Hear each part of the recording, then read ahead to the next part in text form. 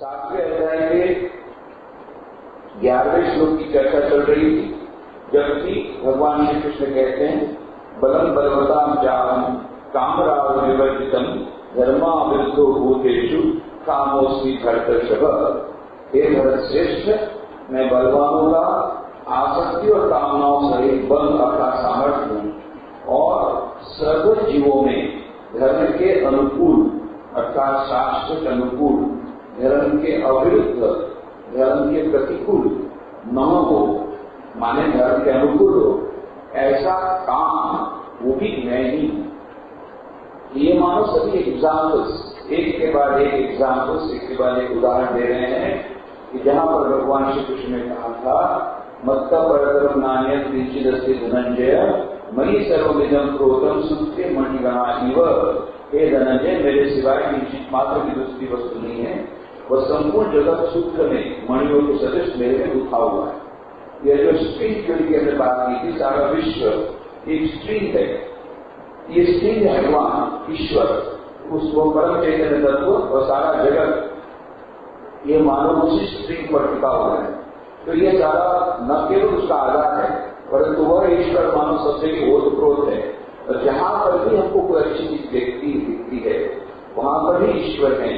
इसके एग्जाम्पल के रूप में रसोमोक्ष कौन्तेय प्रभाश्वी सूर्यो प्रणव सर्ववेदेषु शब्द के पौरुषम ऋषु पूर्णोदर पृथिव्याम च तेजस्त्राग्नि विभावसु जीवनं सर्वभूतेषु तपस्याग्नि तपस्विषु बीजम माम सर्वभूतानां विद्धि पार्थ सनातन बुद्धि बुद्धिमतामस्मि तेजस्वी तेजस्विनाम।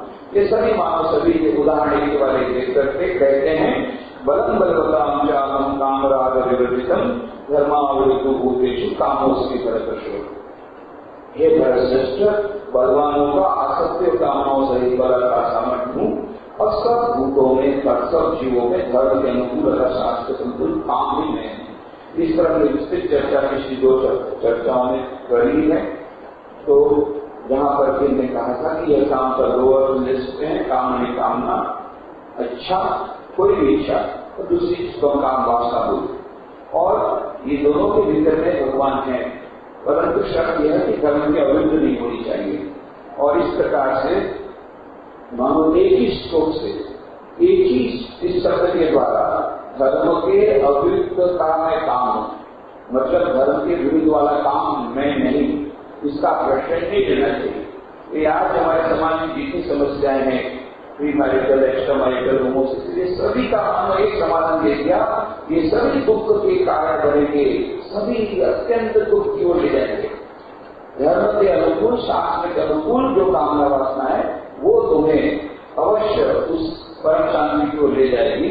तो धर्माविरुद्ध भूतेषु कामोस्मि भरतर्षभ, इसके द्वारा मानो भगवान ने, भगवान श्री कृष्ण ने हमारी वर्तमान की सभी समस्याओं का एक साथ समाधान कर दिया।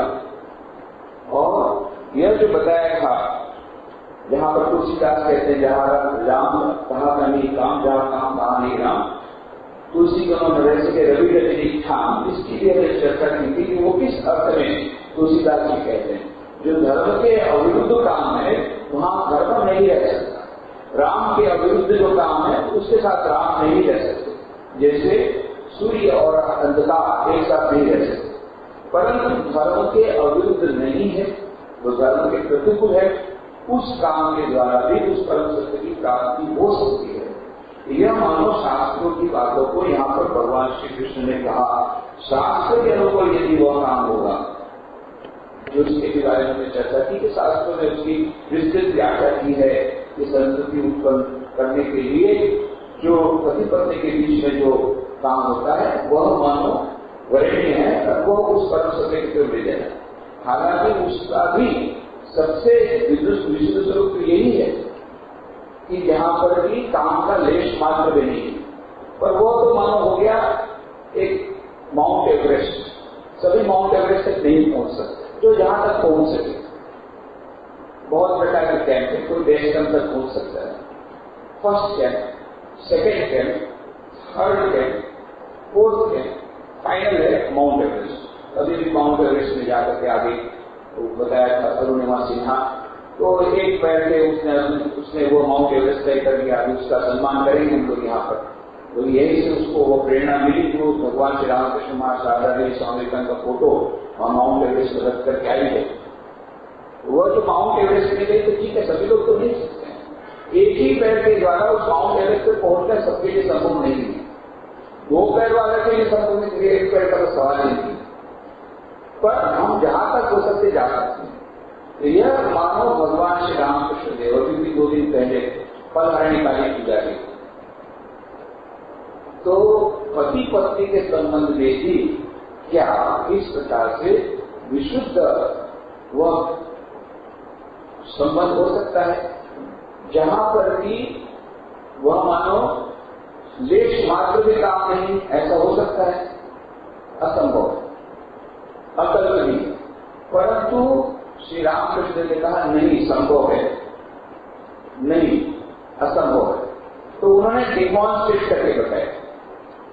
श्री रामकृष्ण लीला प्रसंग पुस्तक लिखी स्वामी शारदानंद जी ने, उसमें यह एक विस्तार से एक विषय लिया गया, श्री रामकृष्ण देव ने विवाह क्यों किया। अरे उनका जीवन तो सन्यासी का था, काम कांचन किया, काम कांचन किया, तो फिर उन्होंने विवाह क्यों किया? तो उसके कई कारण बताए। उसमें से एक कारण यह है डिमॉन्स्ट्रेट करने के लिए कि आदर्श विवाह क्या हो सकता है। यहां पर भी अभी हम लोग ये नारी सम्मान की वगैरह बातें करते हैं, नारी उत्पीड़न की बातें करते हैं, तो आज से 150 साल पहले भगवान श्री रामकृष्ण देव ने मां शारदा देवी को पत्नी के रूप में स्वीकार किया। ये एक अलग प्रकार के सन्यासी, परमहंस, अलग प्रकार के सन्यासी, जब उनको पता पड़ा कि उनके विवाह की तैयारियां चल रही है, विवाह के लिए मां चिंतित है, वहां पर थे दक्षिणेश्वर में सारा दिन मां करते थे, मां का नाम लेते थे, भगवान का नाम लेते थे, दिन रात ईश्वर में चिंतन में डूबा करते थे, मां रोते थे, मां मुझे दर्शन दो। यह बात जब कामापुर पहुंची चंद्रामणि देवी के पास, उनकी गर्भधारिणी माता के पास, कहा कि तेरा बेटा तो पागल हो गया। अरे गदाई, मेरा बेटा इतना अच्छा था, लोग उसको देखने के लिए आते थे, इतना सुंदर, इतना अच्छा लड़का मेरा सयाना, वो पागल हो गया।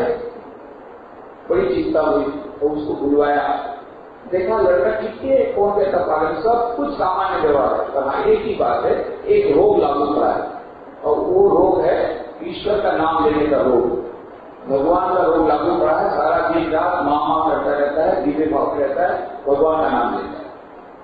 क्या किया जाए? और तब उनके पति तो उस समय बहुत पहले उनका देहांत हो चुका था, खुदीराम चट्टोपाध्याय का, जब श्री रामकृष्ण देव माने गदाई गदाधर केवल 11 साल के थे, 10-11 साल तक की बात है। अब क्या किया गया? तो चंद्रामणि देवी ने गांव वालों को मीटिंग बुलाई, बैठक बुलाई, सलाह क्या किया जाए। ये इस प्रकार का भयंकर रोग लागू हुआ है, दिन रात मां करता है, संसार की कोई बात के साथ सरकार, उसका कोई सरोकारी नहीं है, असामान्य बन गया है। सामान्य व्यवहार नहीं, सामान्य व्यवहार है सभी लड़के लोग उम्र में जैसे जवानी में करते हैं, ऐसा कुछ नहीं कर रहा है, केवल भगवान का नाम ले रहे हैं।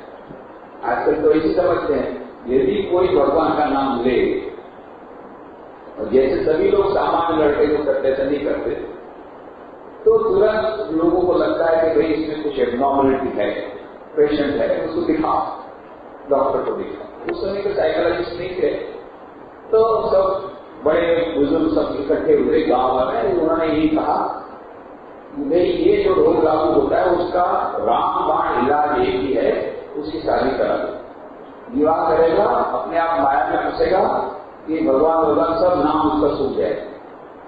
ये चंद्रामणि देव को बहुत अच्छा लगा, चलो भाई ये तो बहुत अच्छा है, शादी करा दो। उस समय ऐसा नहीं था कि चटमांगी पड़ गया आजकल के जमाने के समान, बहुत बड़ी लंबी प्रक्रिया थी। लोग उच्च ब्राह्मण परिवार के थे चट्टोपाध्याय, सामने का परिवार में उसी तरह उच्च ब्राह्मण परिवार में होना चाहिए, कुंडली मिलनी चाहिए, ये सब देख रहे हैं। और कन्या मिलनी चाहिए, मां चंद्रामणि देवी चिंता में मग्न है, कन्या नहीं मिल रही है, बहुत खोज करवा रहे हैं। इधर गदाधर ने कहा, रामकृष्ण देव ने, मां इतनी चिंता क्यों करती हो, इसकी विवाह की चिंता कर रही हो क्या? श्री रामकृष्ण कभी मैं नहीं कहते थे, वो अपने आप का उनका अहंकार इतना लेश मात्र नहीं कहते, तो मैं कभी बोलती ही नहीं। इसकी चिंता कर रहे हो क्या? क्यों चिंता कर रहे हो? कन्या नहीं मिली इसलिए? अरे मां चंद्रामणि देवी को तो बड़ा आश्चर्य हुआ, सब कुछ छिपा के रखा था, क्योंकि उनको तो यही डर था कि यदि उसको पता लगेगा लड़के को कि उसकी शादी की तैयारियां कर रहे हैं तो तुरंत भाग जाएगा फिर से कलकत्ता। तो इसलिए उसको बताया नहीं था, उसको पता लग गया। उसको कैसे पता लगा? बोलते तुम विवाह की चिंता कर रही हो, कन्या नहीं किसकी चिंता कर रही हो? चिंता क्यों कर रही हो? कन्या तो इसके लिए रखी हुई है, वहां पर बांध करके रखी हुई। देखो रामचंद्र मुखोपाध्याय के घर में जयराम पार्टी में जाके खोज करो, वहां मेरे लिए कन्या रखी हुई है, बांध करके रखी हुई। मतलब कैसे? क्यों कहा कि वह गांव में उस तरह की प्रथा की आजकल की प्रथा है कि जब कोई पेड़ में फल उगता है, जैसे आम का पहला आम जो होगा या पहला फल जो होगा उसको लोग घास के डंडे के साथ बांध देते हैं। ये देवता को अर्पण करने का है पहला फल, तो देवता के लिए बांध करके रिजर्व रखा गया। फिर बाद में दूसरे फल तुमको जो लेना होगा, पहला फल तो भगवान हो जाए, इसलिए वो बांध के रख देते हैं, रस्सी बांध करके। तो श्री रामकृष्ण ने कहा अरे कन्या तो इसके लिए बांध कर रखी हुई है, रिजर्व है, मेरे लिए रिजर्व। रामचंद्र को माने सोचा क्या बात करते हो, 12 माइल तक देखा नहीं है, अरे जरा पार्टी तो 3 माइल दूर है, इतना नजदीक है। कितनी बार देखा, फिर से देखा। रामचंद्र मुखोपाध्याय जब घर का मकान ही नाम बोल रहा है तो देखा तो बराबर मिल गई कन्या है, उच्च ब्राह्मण परिवार, सब कुछ मिल गया, कुंडली भी मिल गई। बस एक बात की कमी है, क्या है? कन्या बड़ी छोटी है। कितनी छोटी? केवल 5 साल। और श्री रामकृष्ण उम्र उसकी उस समय 22 साल। तो ये हम लोग कभी कभी सोचते कि रामकृष्ण ने लव मैरिज किया होगा। लव मैरिज नहीं था, ये दिव्य विवाह। मां शारदा ने भी श्री रामकृष्ण को कहा जब वो बहुत छोटी थी, 3 साल की, बोलते यही थी वहां पर, तो कामानपुर के पास के गांव में, और वहां पर एक मेला लगा था, श्री रामकृष्ण कीर्तन कर रहे थे उस समय। और ये छोटी शारदा तो कुछ है कि किसके साथ शादी करेगी, छोटी 2 साल की बच्ची क्या हुई, फिर भी उम्मीद लगा के रामकृष्ण की जारी बोले इसके साथ शादी करो। तो ये मानो दिव्य विवाह, दोनों ने एक दूसरे को चुन करके रखा। जो राम से, जो कृष्ण से आए रामकृष्ण के रूप में, जो सीता की राधा की आई शारदा देवी के रूप में, ये मानो एक प्रक्रिया। तब उसके बाद में फिर वह विवाह संपन्न हुआ। और उसके बाद में विवाह क्या है? विवाह तो 5 साल की लड़की विवाह हुआ, उसके बाद में फिर गई जयराम पार्टी वापस, और रामकृष्ण फिर चले गए दक्षिणेश्वर कलकत्ता, और साधना में गीत हो गए, भूल भी गए कि उनका विवाह हुआ। इधर ये बड़ी हुई शारदा देवी 16 साल की हुई, रोज पानी भरने जाती है।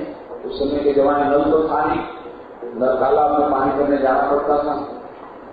तो पुण्य कुकुर था, आमोदर नदी के साथ कभी कभी जाते थे, तो पुण्य कुकुर नहीं, पुण्य कुकुर और दूसरा भी कुकुर था, वहां पर उनको मिल जाता था पानी, तो वहीं पानी भरने जाती थी शारदा। और उस समय जैसा होता है आजकल भी होता है, सहेलियां जब होती है एक साथ एक दूसरे की मजाक उड़ाती है, व्यंग्य वचन बोलती है, और सब लड़कियां मिला करके शारदा देवी चिड़ा थी। अरे शारदा देवी देखो देखो बेचारी शारदा, विवाह तो हुआ है ऐसा पगले के साथ हुआ है, लोग बोलते तो पागल हो गया, सारा दिन रात मामा करता रहता है, और अपनी पत्नी को बुलाता तक नहीं है कलकत्ता में। और फिर बोलते हैं साधु कुछ खबर आई क्या कलकत्ता से? कुछ खबर नहीं। देखो देखो बेचारी साधु तो भाग्य टूटा हुआ है, पति मिला तो मिला, पहाड़ों पति मिला। ये जब व्यंग्य वचन करते हैं तब शारदा देवी को बड़ा बुरा लगता है, और वो मन में क्या सोचती कि क्या मेरे पति सचमुच पागल हो गए? मैंने सब बचपन में देखा था, बहुत प्रेमी थे, इतनी मेरी संभाल ली, और यदि मान लो पागल हो गए तो पत्नी होने के नाते मेरा कर्तव्य है कि उसकी मैं सेवा करूं। कैसे बताए अपने पिता को, पिताजी मुझे कलकत्ता जाना है।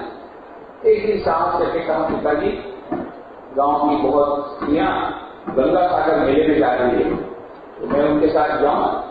पिताजी बड़े बुद्धिमान से समझ गए गंगा सागर मेला में कलकत्ता होकर जाना पड़ेगा, मतलब अपने पति से मिलने की इसको इच्छा हुई है। बोले बेटी तू मैं समझ गया तुझे अपने पति से मिलना, मैं तुझको मिला है। और वो जाकर के साथ में जाते हैं। बड़ी लंबी कहानी, रास्ते में बीमार हो जाती शारदा जी कभी। उस समय तो गाड़ी घोड़ा था नहीं, पैदल जाना पड़ता था। कभी शारदा जी इतना पैदल चली नहीं थी, बीच में बुखार आ जाता है, माँ काली का दर्शन होता है, अपने आप में लंबी कहानी। रात को जाकर के पहुंचे दक्षिणेश्वर। उनमें यही डर था रामकृष्ण देव शायद डांटेंगे, क्यों आई मुझे परेशान करने। और उसके बदले रामकृष्ण देव बोलते हैं अरे इतनी देर से आई, इतनी देर से क्यों आई, अभी मेरा मथुरा जो तुम्हारी सेवा करेगा। रानी राजमणि के दामाद मथुर बाबू श्री रामकृष्ण को साक्षात ईश्वर समर्पित, इसीलिए उन्होंने कहा।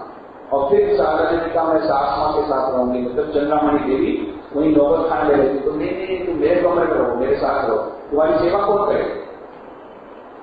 अपने साथ रखा, उनकी सेवा की, 6 महीना अपने साथ रहे, एक ही बिछाने पर हाथ में सोए। श्री रामकृष्ण मां शारदा देवी, अद्भुत। और आजकल तो इंटरव्यू पहले ही हो जाता है, बड़ी विचित्र बात है। लड़के लड़कियां बाहर शादी के पहले इंटरव्यू हो जाता है, इंटरव्यू साथ में घूमने भी चले जाते हैं। और अभी तो लिमिट रिलेशनशिप वगैरह भी शुरू हो गया, और तो छोड़ी दो उसके बाद शादी होती नहीं है, केवल साथ में रहे। ऐसा नहीं है, बच्चे पैदा हो गए उसके डाल देते हैं वेस्ट पेपर बास्केट में। बच्चों तो शादी शुरू ही नहीं रखेंगे कैसे, डालो वेस्ट पेपर बास्केट। तो जो भी होगा, तो आज तक एकदम अलग ही ऐसा नहीं था। इंटरव्यू होता ही नहीं था, इंटरव्यू पहले नहीं होता था, इंटरव्यू बाद में हुआ। बाद में इंटरव्यू हुआ। श्री रामकृष्ण देव ने मां शारदा को पहले पूछा, अच्छा एक बात पूछूं? हाँ पूछो।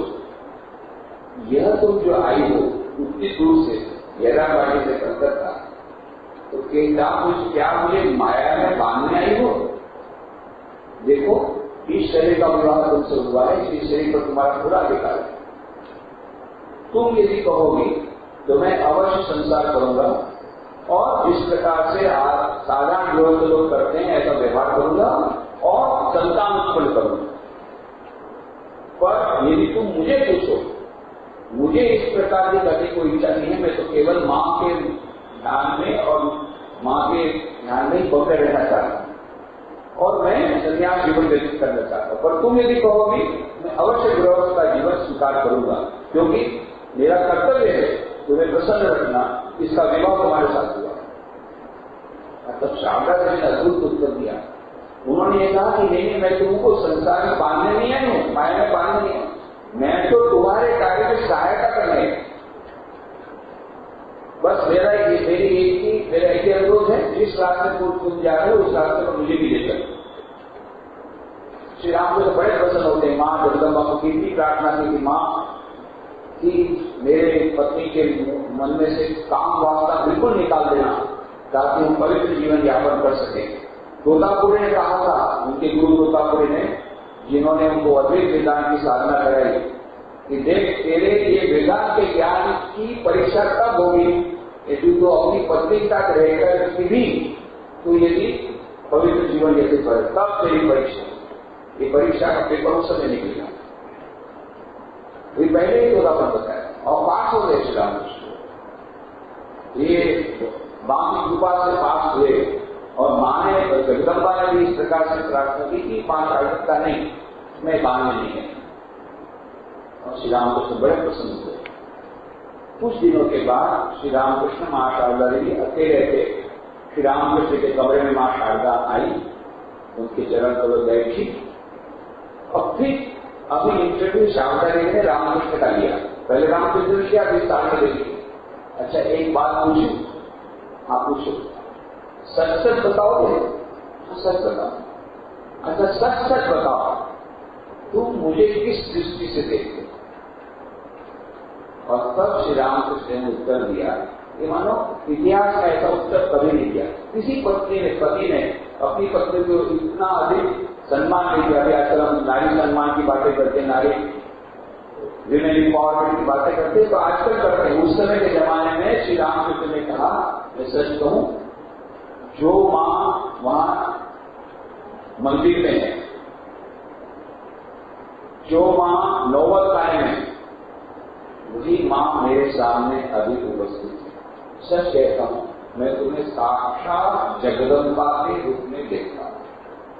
आज तक किसी पति ने अपनी पत्नी को इतना सम्मान नहीं दिया। जो मां मंदिर में, मतलब गौतारी मां काली, जो मां नौबतखाने में, नौबतखाने उनकी खुद की गर्भधारिणी माता चंद्रामणि देवी, वही मां अभी मेरे सामने बैठी।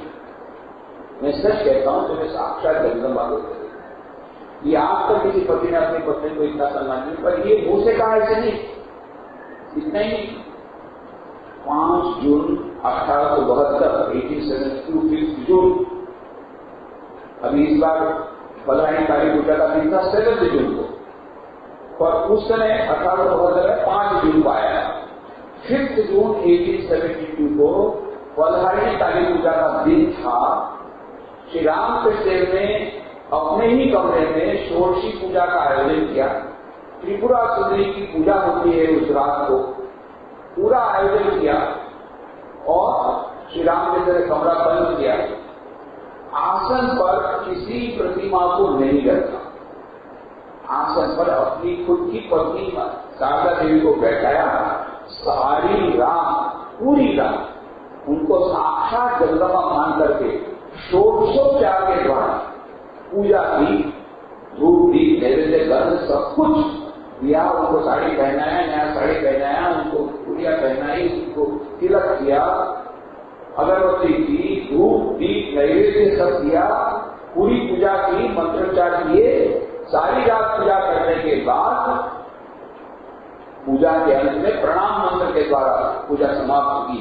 सर्वमंगल मांगल्ये शिवे सर्वार्थ साधिके शरण्ये त्र्यंबके गौरी नारायणी नमोस्तुते सृष्टि स्थिति विनाशानां शक्तिभूते सनातनी गुणाश्रये गुरुणी नारायणी नमोस्तुते शरणागत दीनाथ परित्राण परायणे सर्वस्यात्मनि देवी नारायणी नमोस्तुते। यह जो दुर्गा सप्तशती का श्लोक जिसकी रोज संध्या के हम लोग आवृत्ति करते हैं, उसी का है दुर्गा सप्तशती। यह मानो प्रणाम मंत्र उन्होंने कहा। प्रणाम मंत्र करने के बाद उन्होंने क्या किया?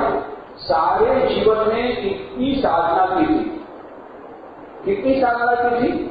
फ्रेंच मनीषी डोमार का पहले Nobel prize winner Shri Ramakrishna was the conservation of 2000 years life of 300 million people. उस समय की जनसंख्या 30 करोड़ थी। 30 करोड़ जनसंख्या के 2000 सालों की आध्यात्मिक अनुभूतियों का निचोड़ हुआ Shri Ramakrishna. He was the consolation of 2000 years of spiritual life of 300 million people। ये 300 करोड़ लोगों की आध्यात्मिक साधना का फल, 2000 वर्ष की आध्यात्मिक साधना का फल वो है श्री रामकृष्ण। इतनी साधना उन्होंने 12 वर्षों के भीतर में की। इस सभी साधनाओं का फल उन्होंने मां शारदा के चरणों में दे दिया, अपनी जपमाला निवेदन की, साष्टांग प्रणाम किया श्री रामकृष्ण ने मां शारदा को, और दोनों समाधि में चले गए। जिसकी पूजा हुई वो भी समाधि में, और जिन्होंने पूजा की वो भी समाधि। ऐसा विश्व के इतिहास में आज तक कभी नहीं हुआ कि किसी पति ने अपनी पत्नी को जगदम्बा मान करके षोडशोपचार के षोडशी पूजा की। यह हुआ, और उसके बाद में जब ये पता चला, मां शारदा देवी की मां थी श्यामा सुंदरी देवी, जयराम मठ में रहती थी। उनके पास जब बात आई तो अपना सिर फूटने लगे। हाय हाय हाय, अभी तक तो ये मेरा दामाद था, आधा पागल था, तो पूरा पागल हो गया। अभी तक अपनी पत्नी को मां मान के कोई पुकारता था, अभी तो हद कर दी अपनी पत्नी की जगदम्बा मान के पूजा भी कर डाली। तो अब तो फिर मेरी बेटी के साथ उसका व्यवहार एक पति पत्नी का व्यवहार तो होगा नहीं, और मेरी बेटी को कोई संतान होगी नहीं, और मेरी बेटी को मां मां कहने वाला कोई नहीं होगा। हाय हाय, मेरे तो भाग्य टूट गए, सिर ठोकने लगे। और फिर श्री रामकृष्ण को जब ये पता लगा, तब श्री रामकृष्ण का सास मां चिंता मत करो, चिंता मत करो, तुम्हारी बेटी शारदा को बाद में इतने लोग मां मां के पुकारेंगे कि वो परेशान हो जाए। और यही हुआ। श्री रामकृष्ण की महासमाधि के बाद उनके जितने सन्यासी शिष्य गृहस्थ भक्त सब मां शारदा को अपनी मां का मानते थे, और आज तो करोड़ों लोग सारे विश्व में मां शारदा को मां मां के पुकारते हैं। सारे जगत की माता बन गई। ये मातृत्व की स्थापना श्री रामकृष्ण ने उस षोडशी पूजा के रूप में, अभी 2 दिन पहले हमने षोडशी पूजा की, परसों रात को यहाँ पर भी हुई थी। यहाँ सामान्य रूप से बेलू मठ में जरा विस्तार से होती है, पर सभी जगह थोड़े बड़े पैमाने पर फलहारी काली पूजा, षोडशी पूजा।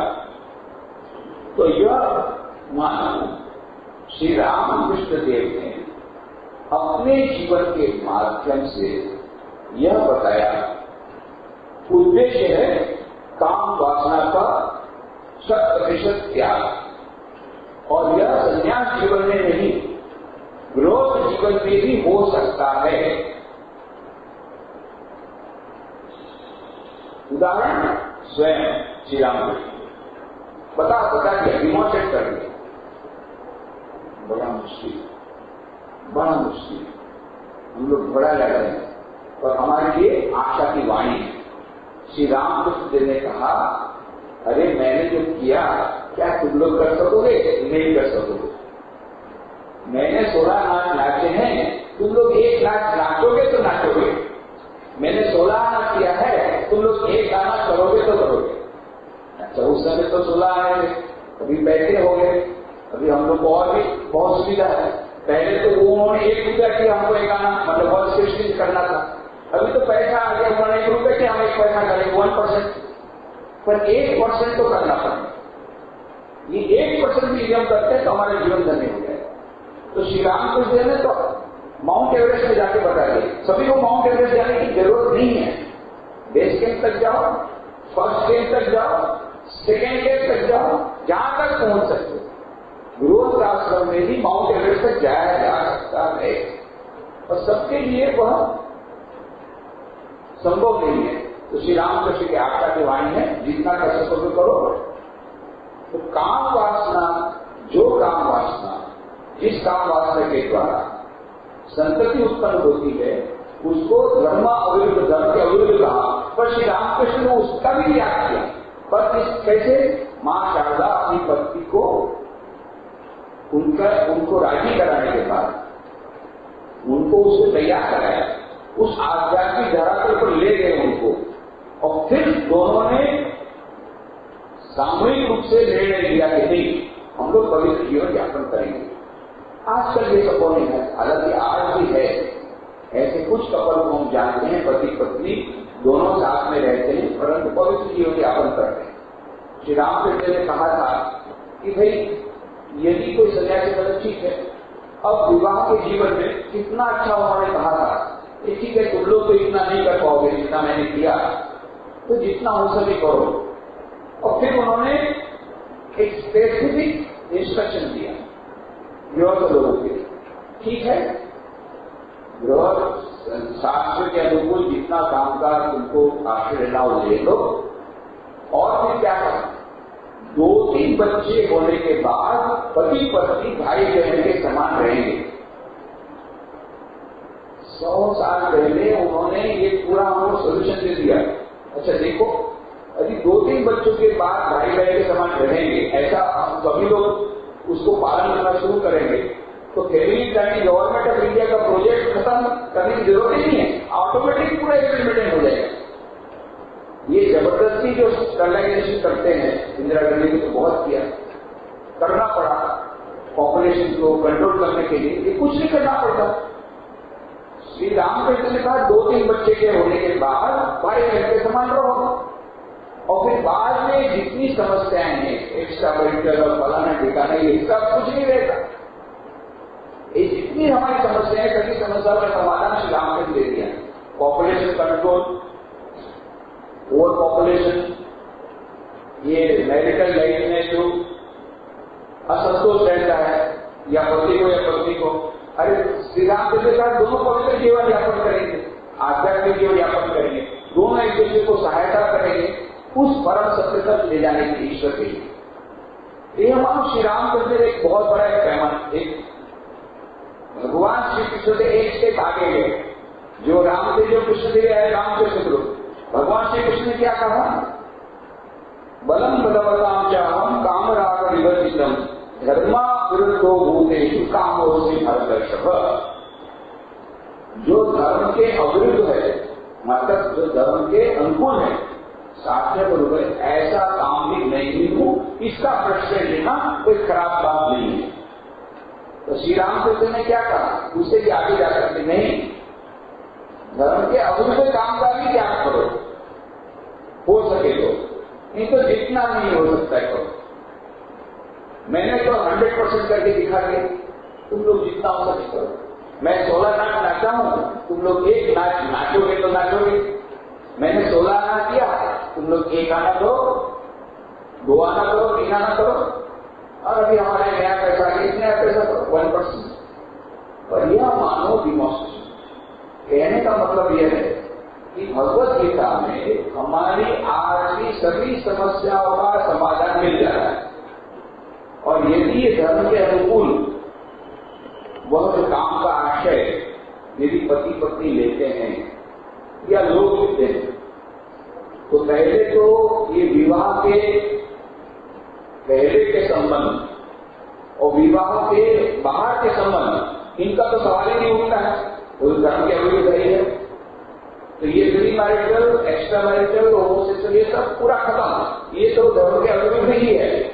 पर विवाह करने के बाद जो पति पत्नी उसमें भी जितना हो सके उतना पवित्र जीवन यापन करे, यह यहाँ पर कहा गया। तो उसके शास्त्रों नियम है कब कब वो कर सकते। तो कहने का मतलब ये यदि भगवान श्री कृष्ण ने उस समय हमको जो कहा कि जो धर्म के विरुद्ध काम के भीतर भी टाइम है उसका आश्रय भी लेते हैं, उस परम से सतत ले जाते हैं। और सभी जगह नहीं जो कुछ है तो तू ही है, इसका डिमॉन्स्ट्रेशन उसके एग्जाम्पल दे रहे हैं। फिर क्या कहते हैं, ये कैव सात्विका भावा राजस तामश्चाश्च ये मत्त एवेति कान विद्धि न त्वहं तेषु ते मयि। ये च एव सात्विका भावा राजसा तामसा च मे मत्त एव इति कान विद्धि न तो अहं तेषु ते मयि। यह सभी विच्छेद कहने का मतलब क्या, च माने और, एवं भी, ये माने जो, सात्विका सत्वगुण से उत्पन्न वाले भाव हैं, च और, ये माने जो राजसाह माने रजोगुण से तथा तामसाह तमोगुण से होने वाले भाव हैं, ताम उन सबको तू मत माने मेरे से एवं होने वाले हैं, इति ऐसा विद्धि जान, तू परंतु तेषु उनमें अहम मैं और ते वे मई मेरे नहीं है न। यह बहुत महत्वपूर्ण बात है। जैसा भगवान श्री कृष्ण बहुत ही केयरफुल है, उनको मालूम है कि यह जो मानव है वो कुछ न कुछ अर्धघटन करेगा। तो पहले से जैसे वहां बलम बलवताम चाह तुरंत वहां लगा दिया काम राग विवर्जितम। नहीं तो रावण बोलेगा मैं क्या कहूं, मैं राम से ज्यादा मेरे में बल, काम राग विवर्जितम, कामना वासना रही बल है तब तू भगवान है, वो है तो तू भगवान नहीं। तो काम राग विवर्जितम डाल करके पूरा उड़ा दिया। उदय काम में धर्माविरुद्ध भूतेषु कामोस्मि वर्तते, एक एक शब्द देकर के पूरा हम लोग की जो कुबुद्धि है, मालूम है उनको एक कुबुद्धि वाला कुछ न कुछ डेविल कैन कोट स्क्रिप्चर्स, तो वो स्क्रिप्चर कोट करेगा, इसलिए पहले जो शब्द डाल। फिर यहाँ क्या कहा, और भी जो सत्वगुण से उत्पन्न वाले भाव हैं और जो रजोगुण से तथा तमोगुण से होने वाले भाव हैं, उन सबको तू मेरे ही से होने वाले जान। बड़ा मजा आ गया। सोए सारे दिन रात, बोले क्यों भाई, अरे तमोगुण में है तो तमोगुण का त्याग करो। नहीं, भगवान ने गीता में कहा तमोगुण में भी मैं ही, तो मैं तो भगवान का ध्यान करो। तुरंत भगवान ने क्या कहा, ये मेरे को एक खत्म डुबाएगा। तुरंत उन्होंने क्या कहा कि हाँ, रजोगुण तमोगुण सत्वगुण ये सभी मेरे में से हुए हैं, ये बात पक्की है, परंतु तू डाल दिया तुरंत, तू उनमें मैं नहीं है और वे मेरे में नहीं है। उत्पन्न मेरे से हुए हैं पर मैं उनमें नहीं हूं, न तो वे ले रहे हैं, ये आ गए। नहीं तो क्या होता है कि भाई हम तो रजोगुण का आश्रय ले रहे हैं, तमोगुण का आश्रय ले रहे हैं, वो भी हम भगवान का ही काम कर रहे हैं। नहीं, सत्वगुण, रजोगुण, तमोगुण, इन तीनों भले भगवान से उत्पन्न हुए हैं, पर भगवान क्या कह रहे हैं? मैं उनमें नहीं हूं, वो मुझ में नहीं। कहने का मतलब हमें तीन से परे जाना पड़ेगा। तीनों गुणों के परे जाने से हमें उस ईश्वर की प्राप्ति, त्रिगुणातीत होना पड़ेगा। तो यदि सचमुच में उस परम सत्य की उपलब्धि करना चाहते हैं तो हमें वह जाना पड़ेगा, परम सत्य की उपलब्धि के लिए परे जाना पड़ेगा, त्रिगुणातीत होना पड़ेगा। और अब अत्यंत महत्व का श्लोक आता है, बहुत ही महत्व का श्लोक, जो हमारे लिए अत्यंत आज के आधुनिक मानव के लिए तो बहुत ही महत्व का है। वह श्लोक क्या है?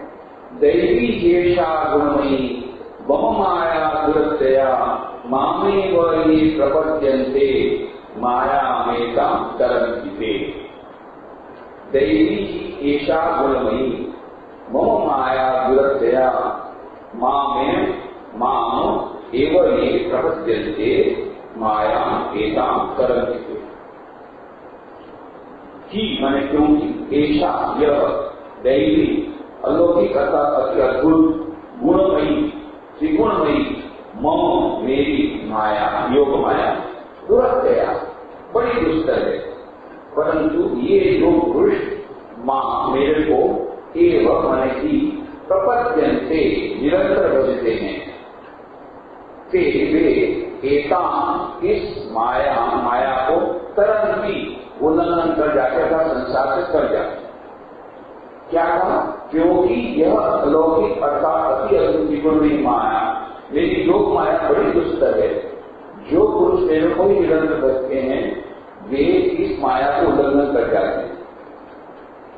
उसके पहले का श्लोक हम लोग भूल गए।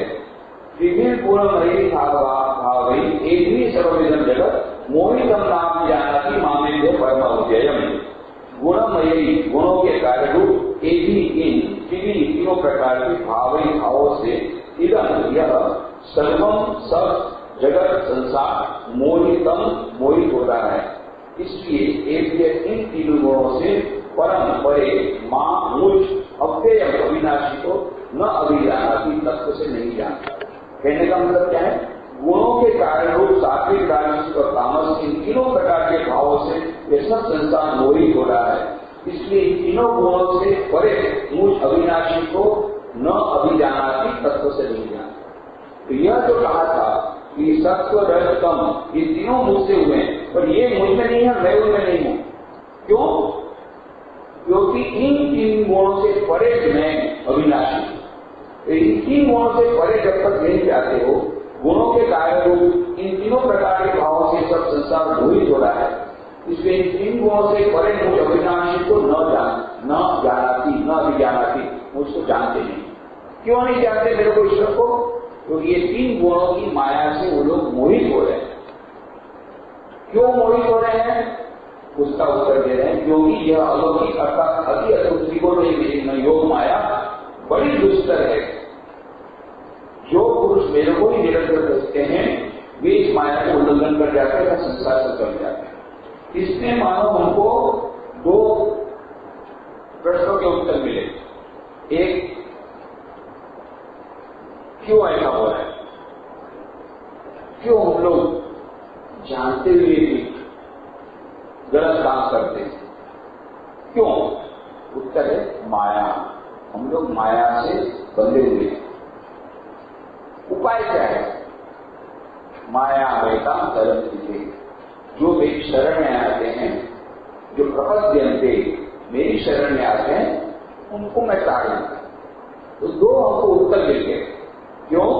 ये सारे संसार में जो कुछ हो रहा है, इतना सारा जो हो रहा है, रजोगुण, तमोगुण और सत्वगुण से प्रभावित होने के कारण कितनी सारे जो दुष्कर्म हो रहे हैं, कितने सारे। अभी तो 24 आवर्स न्यूज शुरू हो गए, सभी चैनल सारा दिन देखते रहो क्या क्या माया का जगत में क्या क्या हो रहा है। देखती रहो कितनी सारी वस्तु क्यों हो रही है? माया। उपाय माया से डरे? हाँ, प्रपद्यन्ते माया में काम कर, उस ईश्वर की शरण जाने से हम इस माया से करते हैं। ये एक अत्यंत सुंदर श्लोक है। अभी इसकी हम लोग व्याख्या करें, हम लोग उसको जानने का प्रयास। माया क्या है? अद्भुत। तो स्वामी विवेकानंद ने माया पर जो लेक्चर दिए हैं, अद्भुत लेक्चर, वहां लंदन में दिए लेक्चर, ज्ञान योग की आपकी पुस्तक में माया पर उनके लेक्चर मिलेंगे। ऐसी माया पर की व्याख्या आज तक किसी ने नहीं। आदि शंकराचार्य ने कहा वेदचूड़ा में, अघटन घटन पटी ऐसी माया, जो अघटन को भी घटन कर दे, असंभव को भी संभव कर दे, इसी का नाम है माया। समझ में नहीं आने वाली है। और उसी का एक बहुत ही सुंदर रूप स्वामी विवेकानंद कितने सारे उदाहरणों के माध्यम से वो प्रस्तुत करते हैं, उसको देखने का प्रयत्न करेंगे। और माया के विभिन्न जो कार्य अर्थ दिए हैं, माया को कहीं बताया गया कि वो तो माया माने वो एक मृगजाल है, माया माने मृगमरीचिका है। वह माया क्या है? तो वह तो मानो एक मात्र छाया मात्र है। माया मतलब एक जादू है, मैजिक, मानो भगवान की मैजिक माया माने। इस प्रकार से कई कई अर्थ है। और स्वामी विवेकानंद कहते हैं, बहुत ही अच्छी व्याख्या कहते हैं, maya, what is maya? Maya is a statement of facts, बस। It is nothing but statement of facts, और कुछ नहीं। केवल कितनी घटनाओं का वर्णन, इसी का नाम है। अद्भुत उसकी व्याख्या की है, उस पर हम देखने का प्रयत्न करेंगे। और यह जो मृगमरीचिका माया, उसका अनुभव स्वामी विवेकानंद तो यहाँ गुजरात में हुआ। गुजरात में जब स्वामी विवेकानंद आए, सबसे अधिक यहाँ पर है, सारे भारत की परिक्रमा की सबसे अधिक समय गुजरात में रहे। उसकी पुस्तक प्रकाशित होने वाली अंग्रेजी में, गुजराती, दोनों में। गुजरात में स्वामी विवेकानंद, बहुत सारी नई नई उसमें बातें मिलेंगी जो पुस्तकों में नहीं है। तो ये स्वामी जी जब आए तो कच्छ में गए थे। कच्छ में रण है, वो रण रेगिस्तान में से पार हो रहे थे। उस समय वो उनको यह अनुभव हुआ। बाद में उन्होंने अमेरिका में लेक्चर किया, the real and apparent man, real and the apparent man, जो सच्चा स्वरूप है मनुष्य का और जो प्रातिभाषिक स्वरूप, इसके बारे में उन्होंने लेक्चर किया। वहां पर एक उदाहरण देते हैं, किस प्रकार से मैं एक बार रेगिस्तान से जा रहा था, इंडियन ओशियन के पास में से, रण प्रदेश में से, और रोज देखता था इतना बड़ा बड़ा जलप्रपात, तालाब, सुंदर पानी, और पानी के भीतर में वृक्ष, ये सब मैं देखता था। और मैं सोचता था कि ये लोग इतने मूर्ख हैं, बोलते हैं ये सूखा प्रदेश है, इसको डेजर्ट बोलते हैं, रण प्रदेश बोलते हैं, बोलते हैं बड़ा सूखा प्रदेश है, इतना सुंदर सुंदर तालाब है, इतने सुंदर वृक्ष हैं, और ये लोग बोलते हैं सूखा प्रदेश। ऐसा मुझे बहुत दिनों तक चला। एक दिन मुझे प्यास लगी तो मैं पानी पीने के लिए गया, देखा तो वो और भी आगे है, फिर और आगे गया तो देखा वो तालाब और आगे है, फिर और आगे गया तो और आगे है। बाद में पता पड़ा है तालाब है नहीं, वो तो परछाई है सूर्य की। तब पता पड़ा रे, मैंने जो शास्त्रों में पढ़ा था मृगमरीचिका, इसका मुझे साक्षात अनुभव हुआ। फिर क्या हुआ, दूसरे दिन जब फिर चला, फिर से वही दिखा, पर मैं समझ गया था ये पानी नहीं है। और तब पानी को पीने का प्रयत्न मैंने बाद में कभी नहीं किया, वो एक बार ही किया। उसी प्रकार से बोलते हैं, जब हम माया को जान लेंगे, एक बार माया, अभी हम माया के पीछे दौड़ रहे हैं, हम लोग भ्रमित हो रहे हैं, और जब हमको ज्ञान मिल जाएगा, उनको पता लगेगा कि ये माया है, उसके बाद फिर से माया दिखेगी, नहीं दिखेगी ऐसा नहीं है, फिर से माया दिखेगी, पर हम लोग उससे आक्रांत नहीं होंगे, हम उससे भ्रमित नहीं होंगे, हम जानेंगे कि ये माया है। यह मानो एक बहुत बड़ा उदाहरण उनको मिला जब गुजरात में आए थे, उनको प्रत्यक्ष उसको अनुभूति हुई। तो इसी माया के बारे में यह जो श्लोक है, इस श्लोक की विस्तृत चर्चा हम लोग अगली बार होगी, उसके बाद कई बार तो करेंगे।